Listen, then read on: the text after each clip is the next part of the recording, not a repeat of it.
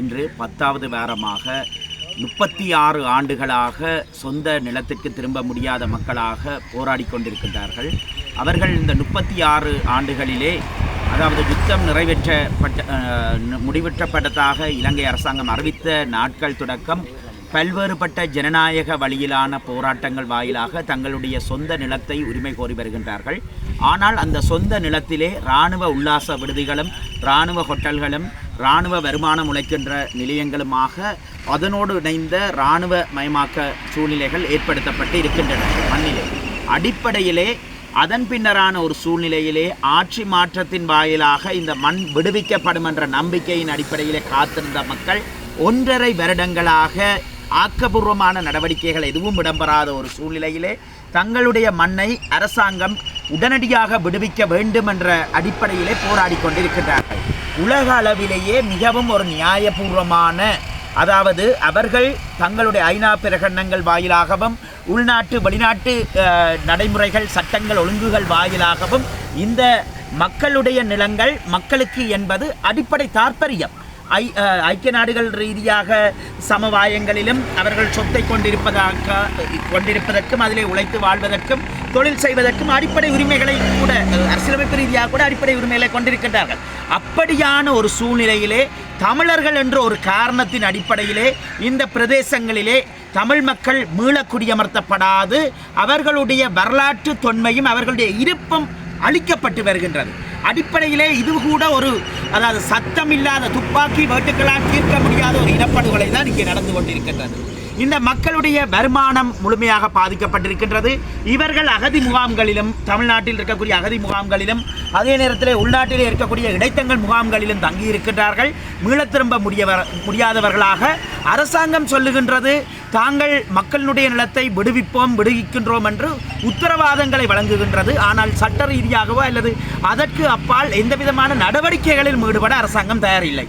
அண்மையில் கூட மாவட்ட செயலகத்திலே சொன்னார்கள், எதிர்வரும் 25ஆம் தேதி இடம்பெறுகின்ற கூட்டத்தின் வாயிலாக இந்த நிலங்களை விடுவிப்பதற்கு நடவடிக்கை எடுக்கப்படுகின்றது. ஆனால் எதுவும் நடந்த பாடில்லாத ஒரு சூழ்நிலை தான் காணப்படுகின்றது. இப்படியான ஒரு சூழ்நிலையிலே இந்த இராணுவமயமாக்கம் உடனடியாக விலத்தளிக்கப்பட வேண்டும். இந்த மக்களுடைய நிலங்களை ஒரு வர்த்தமானி அறிவித்தலின் பிரகாரம் வர்த்தமானியை ஒரு நாட்களுக்குள்ளே அரசாங்கம் நினைத்தால் விலத்திக் கொள்ள முடியும். அப்படி விலத்திக் கொள்ளக்கூடிய நிலைமையிலே இருந்து கொண்டும் கூட இந்த மக்களுடைய நிலங்கள் விடுவிக்கப்படாது. அவர்களுடைய நிலங்களிலே இராணுவத்தினர் வருமானம் தேடுகின்ற ஒரு சூழ்நிலையும் மேலும் இராணுவமயமாக்கம் விஸ்தரிக்கப்பட்டு தான் வருகின்றது. எனவே எந்த விதமான காலதாமதமும் இன்றி இவர்களுடைய நியாயபூர்வமான போராட்டத்துக்கு மதிப்பளித்து அரசாங்கம் இங்கிருந்து படைகளை பின்வாங்க வேண்டும். அண்மையிலே ஜனாதிபதி அவர்கள் இந்த இடத்திலே, இந்த பிரதேசத்துக்கு அண்மையிலே இருந்து செல்ஃபி எடுத்து விட்டு சென்றால் இந்த பிரதேசத்தினுடைய மக்களுடன். ஆனால் இதிலே இருக்கின்ற இளைஞர் ஒருவர் ஜனாதிபதிக்கு மகஜர் கொடுப்பதற்காக இந்த முகாம் வாசலிலே நின்றிருக்கின்றார்.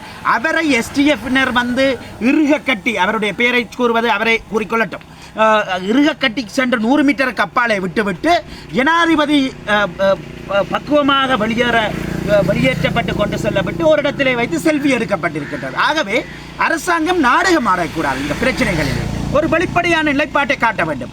இன்றும் அரசாங்கம் சொல்லுகின்றது இந்த பிரச்சனைகள் அனைத்தையும் தான் தீர்ப்பேன் என்று. அதற்கு நடவடிக்கை எடுக்காது விடும்போது எங்களுக்கு இருக்கக்கூடிய ஒரு சர்வதேச அனுதாப அலை அல்லது இடைவெளிகளை கூட பூட்டுகின்ற ஒரு கனகச்சிதமான நடவடிக்கை தான் இங்கே இடம்பெற்று கொண்டிருக்கின்றது. ஆகவே இவ்வாறாக நடக்க முடியாத, தன்னால் செய்ய முடியாதவற்றை அரசாங்கம் வெளிப்படையாக சொல்லட்டும். சிங்கள பேரினவாதத்துக்கு தான் அஞ்சுகின்றேன் என்ற விடயத்தையும் வெளிப்படையாக சொல்லட்டும். ஆனால் இல்லை, சகல பிரச்சனையையும் தீர்ப்பேன் என்று சொல்வதன் மூலம் ஒரு காலத்தை நீடிப்பதன் மூலம் எங்களுடைய பிரச்சனையினுடைய உயிரோட்டத்தையும் அதற்கு நீதி கிடைக்கின்ற சந்தர்ப்பத்தையும் இல்லாதாக்குகின்ற வேலையை அரசாங்கம் செய்யக்கூடாது என்று நாங்கள் கேட்டுக்கொள்வோம்.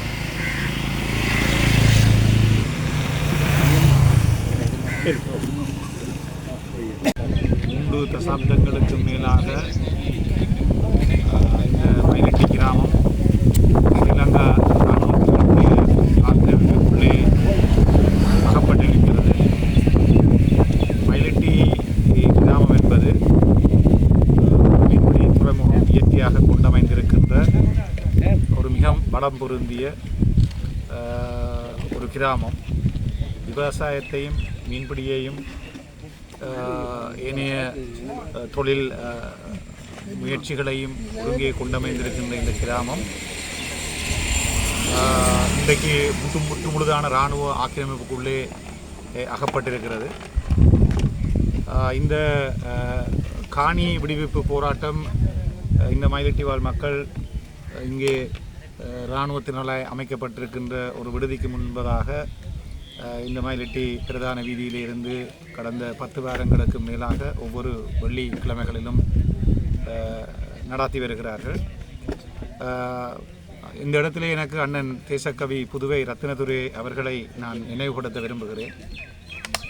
நிலமிழந்து போனால் பலமிழந்து போவோம், பலமிழந்து போனால் இனமழிந்து போகும், ஆகவே நிலத்தை காதலிக்க கற்றுக்கொள் என்று சொல்லி எங்களுடைய மண்ணிலே ஒரு விடுதலை போராட்டம் மிக வீறு கொண்ட வகையிலே இந்த தாயக மண்ணினுடைய ஆக்கிரமிப்புக்கு எதிராக ஸ்ரீலங்கா அரசினுடைய இந்த இராணுவ ஆக்கிரமிப்புக்கு எதிராக 3 தசாப்தங்களுக்கு மேலாக இருந்து வந்தது.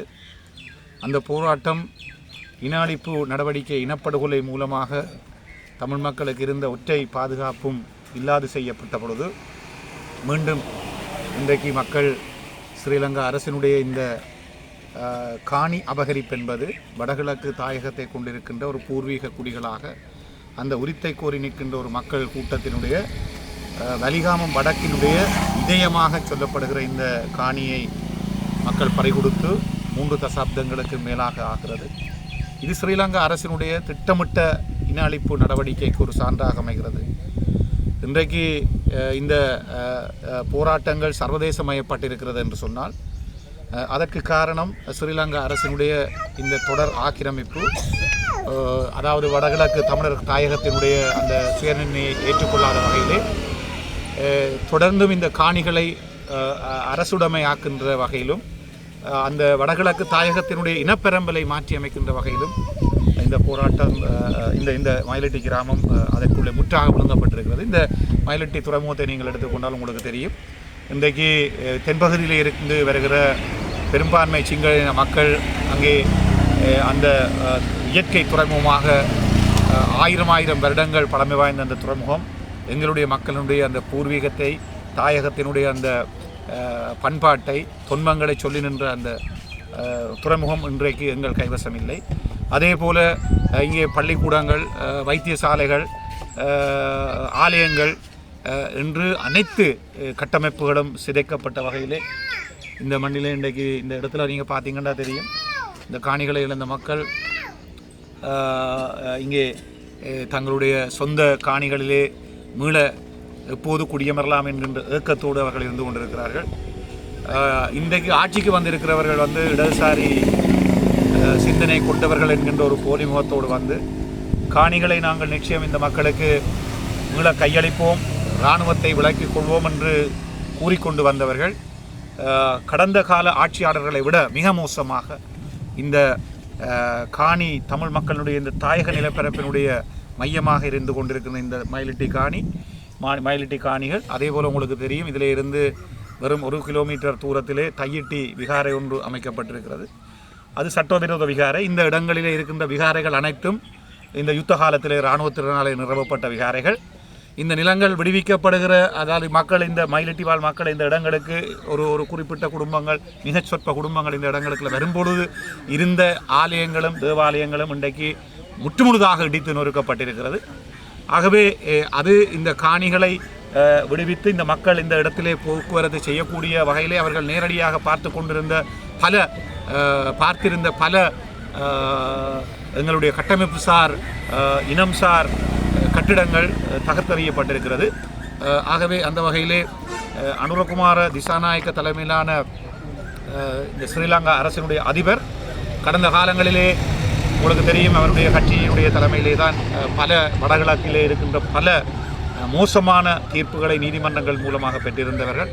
வடகிழக்கு பிரிப்பு என்கின்ற வழக்கை தாக்கல் செய்த தரப்பு, அதே போல சுனாமி கட்டமைப்பிலே சுனாமியிலே இந்த கரையோர பிரதேசங்கள் வடகிழக்கு சார்ந்த பிரதேசங்கள் 3 பிரதேசங்கள் மிக மோசமாக பாதிக்கப்பட்ட நிலையிலும் விடுதலை போராட்டம் தென்பகுதியிலே நிவாரணங்களை கொண்டு கொடுத்திருந்த சூழலிலும் வடக்கு கிழக்கு பகுதியிலே பாதிக்கப்பட்ட மக்களுக்கான அந்த கட்டமைப்பை நிறுவுவதற்கான தடையை அவர்கள் ஏற்படுத்தி இருந்தார்கள்.